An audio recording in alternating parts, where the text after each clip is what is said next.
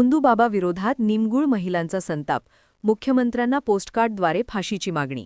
नाशिक येथील भोंदूबाबा अशोक खरात यांच्याकडून महिलांचे शोषण झाल्याच्या आरोपांच्या पार्श्वभूमीवर निमगुळ, तालुका धुळे येथील महिलांनी तीव्र संताप व्यक्त केला आहे. संबंधित बाबास कठोरात कठोर शिक्षा तसेच फाशीची शिक्षा द्यावी अशी मागणी महिलांनी पोस्टकार्डद्वारे मुख्यमंत्र्यांकडे केली आहे. अशा भोंदूबाबांकडून धर्माच्या नावाखाली महिलांची फसवणूक व शोषण केले जात असल्याचे प्रकार ग्रामीण तसेच शहरी भागात वाढत असून ही अत्यंत चिंताजनक बाब आहे. या पार्श्वभूमीवर महाराष्ट्र अंधश्रद्धा निर्मूलन समिती अनिसचे जिल्हा पदाधिकारी दिलीप खिवसरा यांनी निमगुळ येथे महिलांमध्ये जनजागृती मोहीम राबवली. जादूटोणा विरोधी कायद्याची माहिती पोस्टरद्वारे देत करणी, भानामती, भूतप्रेत, अलौकिक शक्ती यांसारख्या भीतींचा गैरफायदा घेऊन महिलांचे शोषण कसे केले जाते याबाबत मार्गदर्शन करण्यात आले. अशा भोंदूबाबांकडून भीती पसरवली जात असेल तर महिलांनी धाडस दाखवून तक्रार करावी असे आवाहन दिलीप खिवसरा यांनी केले. तसेच जादूटोणा विरोधी कायद्याबाबत घराघरात, गावागावात आणि शाळांमध्ये व्यापक जनजागृती सुरू ठेवण्याचा निर्धार यावेळी व्यक्त करण्यात आला. या कार्यक्रमास लक्ष्मीबाई ठाकरे, सरलाबाई चव्हाण, सुंदरबाई मराठे, वर्षाबाई पाटील, मनीषाबाई पाटील, रीताबाई पाटील, वैशालीबाई ठाकरे, मंगलाबाई राजपूत, कल्पनाबाई मोरे, मंगलाबाई पाटील, निर्मलाबाई पाटील, पंडित चव्हाण, बापू चव्हाण, शांताराम ठाकरे, दत्तू बोरसे, नाना पाटील आदी उपस्थित होते.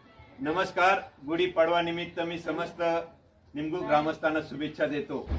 आज आम्ही धर्माच्या नावाखाली जे अधर्म बुवा बाबा करत असतात त्याविरुद्ध आज निमगुळ येथील महिला एक गृहमंत्र्यांना पोस्टकार्ड पाठवत आहेत आणि अशा या अघोरी कृत्य करणारे बाबांना कठोरात कठोर शिक्षा व्हायला पाहिजे या हिशोबाने ते आज पोस्टकार्ड पाठवत आहेत.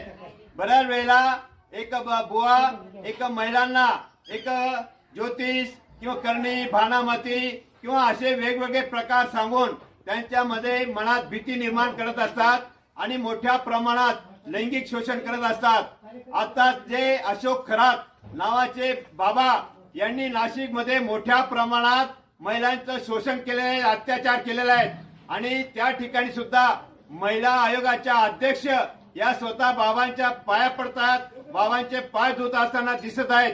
ही अत्यंत निंदनीय घटना आहेत आणि आज आमच्या निमगुळ येथील महिला एक त्या निमित्त आम्ही मुख्यमंत्र्यांना एक पोस्टकार्ड पाठवत आहेत आणि त्या हिशोबाने आज आम्ही जादूटोणा विरोधी कायदा याबद्दल हे बॅनर लावलेले आहेत.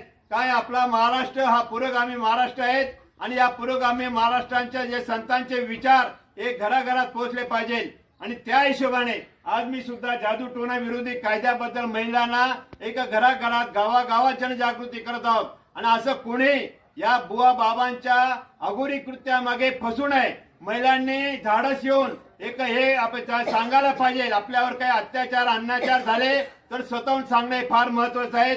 आपण जागतिक महिला दिवस साजरा करतो एकीकडे आणि दुसरीकडे असे प्रकार होत असताना महाराष्ट्रात दिसत आहेत. ही अत्यंत खेदाची गोष्ट आहे.